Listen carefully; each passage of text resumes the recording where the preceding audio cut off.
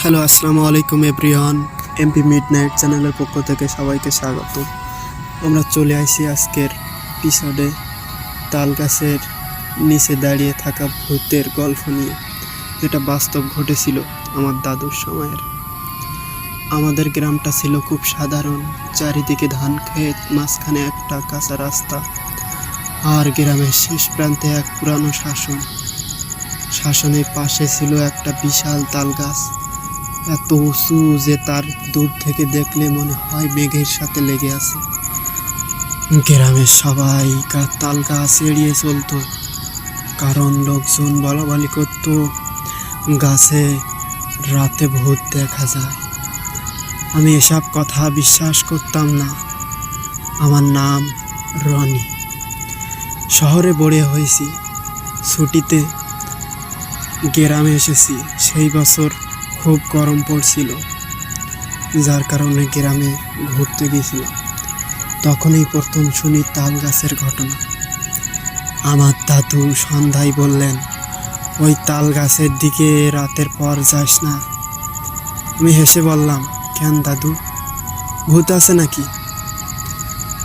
দাদু একটু চুপ করে থেকে বললেন, ভূত বলবি না, কিছু একটা আছে। তার চোখের চাহনি দেখে একটু অদ্ভুত লাগলো, কিন্তু আমি তখন বিষয়টা সিরিয়াসলি নেইনি। আমার দাদু বলছিল এর আগে আমি কয়েকবার দেখেছি, কিন্তু আমি বিশ্বাস করিনি। প্রথম রাত, সেদিন রাত প্রায় 11টা। গরমে ঘুম আসছিল না। আমি ভাবলাম একটু হাঁটাহাঁটি করি। চাঁদের আলোতে পুরো গ্রামটা অন্যরকম লাগছিল। আমি হাঁটতে হাঁটতে চলে গেলাম গ্রামের শেষ প্রান্তে, শাসনের দিকে। দূর থেকে তাল গাছটা দেখা যাচ্ছিল। হঠাৎ লক্ষ্য করলাম গাছটার নিচে যেন কেউ দাঁড়িয়ে আছে। আমি থেমে গেলাম। ভালো করে তাকিয়ে দেখলাম একটা লম্বা মানুষ, পুরো সাদা কাপড় পরা, মাথা নিচু করে দাঁড়িয়ে আছে। আমার গা শিউরে উঠল, পশমগুলো সব খাড়িয়ে গেছিল। আমি ভয়ে অস্থির হয়ে গেছিলাম। আমি নিজেকে বললাম, কেউ হয়তো গ্রামের লোক। আমি একটু এগোতেই শুরু করলাম, কিন্তু যতই এগোচ্ছি ততই মনে হচ্ছিল লোকটা নড়ছে না, একদম স্থির সেইখানে দাঁড়িয়ে আছে। বাতাসে হাওয়া বইছে, গাছের পাতা দুলছে, কিন্তু সে না। হঠাৎ একটা শব্দ হলো। শব্দটা তাল গাছের উপর থেকে। আমি চোখ তুলে তাকালাম, মনে হলো গাছের উপরে কিছু একটা নড়ছে। ঠিক তখনই সাদা কাপড় পরা লোকটা আস্তে আস্তে মাথা তুললো। আমি সেটা দেখলাম, তার মুখটা ছিল না, মুখটা কিছু দেখা যাচ্ছিল না, শুধু দাঁতগুলো ছিল। আমি আর সেখানে দাঁড়িয়ে থাকতে পারলাম না। আমি ভয়তে যেন হিসু করে ফেলি এমন অবস্থা। দৌড়ে বাড়ি ফিরে এলাম। কোনো মতে বাড়ি এসে সেখানে অজ্ঞান হয়ে গেলাম। আমাকে মাথায় পানি দিয়ে আমার দাদি। অনেক সময় পর আমার জ্ঞান ফিরল। পরের দিন সকালে কাউকে কিছু বলিনি বিষয় কি হয়েছিল। ভাবলাম হয়তো চোখের ভুল, কিন্তু রাত হলে আবার একই অস্থিরতা শুরু হলো। মনে হচ্ছিল কেউ যেন ডাকছে আমাকে। আমি না চাইলেও আবার সেই দিকে হাঁটতে শুরু করলাম। যখন তাল গাছের কাছে পৌঁছালাম তখন বুঝলাম আজ কিছু একটা আলাদা। আজ গাছটার নিচু কেউ নেই। আমি একটু স্বস্তি পেলাম, কিন্তু ঠিক তখনই এইখানে পিছন থেকে একটা কণ্ঠস্বর। আমি ঘুরে দাঁড়ালাম, কেউ নেই। আবার উপরে দেখ। আমি ধীরে ধীরে মাথা তুললাম। তাল গাছের মাথায় একটা মানুষ বসে আছে, লম্বা চুল, সাদা কাপড়, পা দুটো নিচে ঝুলছে। সে আমার দিকে তাকিয়ে আছে। তারপর আমি তো নিজেকে আর ধরে রাখতে পারছি না, সে আস্তে আস্তে গাছ থেকে নামতে শুরু করলো। ভয়ে আমি কি করব বুঝতে পারছিলাম না, কিন্তু নামাটা স্বাভাবিক না। সে গাছ বেয়ে নামছিল না, সে সোজা নিচে নামছিল, যেন হাওয়ায় ভেসে ভেসে। আমার বুকের ভিতর ধরপড় শুরু হয়ে গেল।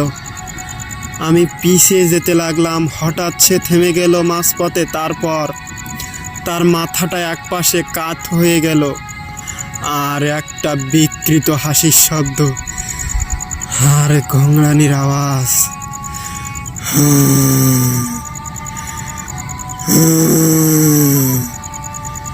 আমি শব্দটা শুনে যেন ওইখানে অজ্ঞান হয়ে যাব।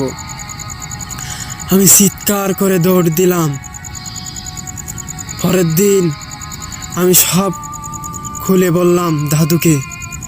দাদু অনেকক্ষণ চুপ করে থাকলেন, তারপর আমাকে একটু বকলেন। বলল, তোকে না যেতে মানা করছিলাম, তুই আমার কথা শুনলে না। তারপর দাদু বললেন, অনেক বছর আগে ওই তাল গাছের নিচে একটা মেয়ে মারা গেছিল। আমি চুপ করে শুনতে লাগলাম। মেয়েটার নাম ছিল আসমা। ও খুব সুন্দরী ছিল। গ্রামের এক ছেলের সাথে ওর সম্পর্ক ছিল, কিন্তু ছেলেটা ওকে বিয়ে করেনি, অন্য জায়গায় বিয়ে করে নেয়। সালমা মানসিকভাবে ভেঙে পড়ে। এক রাতে ওই তাল গাছের নিচে গলায় দড়ি দেয়।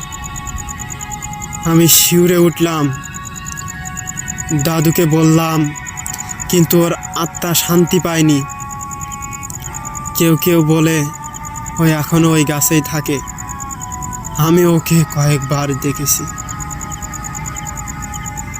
আমি চলে যাব পরের দিন। আমার যেতে ইচ্ছা হচ্ছিল না, কিন্তু ভয়ে আমি বাধ্য হয়ে আবার শহরে ফিরে যাওয়ার ইচ্ছা করলাম। সেই দিন রাতে যে ঘটনা ঘটলো সেটি আমি কখনো ভুলতে পারবো না। আমি ঠিক করলাম আজ শেষবার যাব। আমি জানতে চাই এটা সত্যি নাকি আমার ভয়।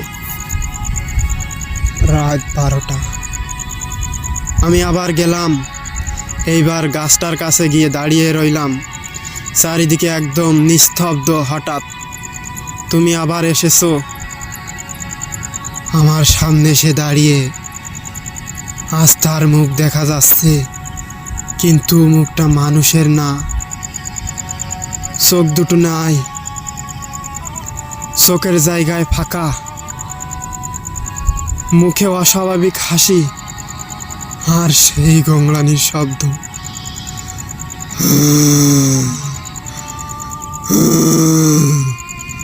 সে আমাকে কেউ ভালোবাসনি, তুমি কি ভালোবাসবে? আমি গলা শুকিয়ে গেল, আমি কিছু বলতে পারলাম না। সে আস্তে আস্তে আমার দিক এগিয়ে আসছিল। আমি পিছনে তাল গাছ, কিন্তু পা যেন আটকে গেছে। সে একদম কাছে এসে দাঁড়ালো। আমি ঠান্ডা নিঃশ্বাস আমি অনুভব করতে পারছিলাম। তারপর সে ফিস ফিস করে বলল, তুমি আমার সাথে থাকবে? হঠাৎ আমার কাঁধে কেউ হাত রাখলো। আমি তো ভয়ে অস্থির। ঘুরে দেখলাম আমার দাদু আমাকে টেনে নিয়ে দৌড় দিল। আমরা আর পেছনে তাকাইনি। পরের দিনই আমি শহরে ফিরে আসি, কিন্তু সেই ঘটনার পর থেকে আমি মাঝে মাঝে রাতে ঘুম থেকে উঠে দেখি আমার জানালার বাইরে একটা ছায়া দাঁড়িয়ে আছে, আর হালকা একটা কণ্ঠস্বর এবং সেই গংলানির আওয়াজ আমি এখনও মাঝে মাঝে শুনতে পাই। রাত যখন 2টা 3টা বাজে আমার ঘুম ভেঙে যায়। আমি না শুনতেও সেই শব্দটা শুনতে পাই।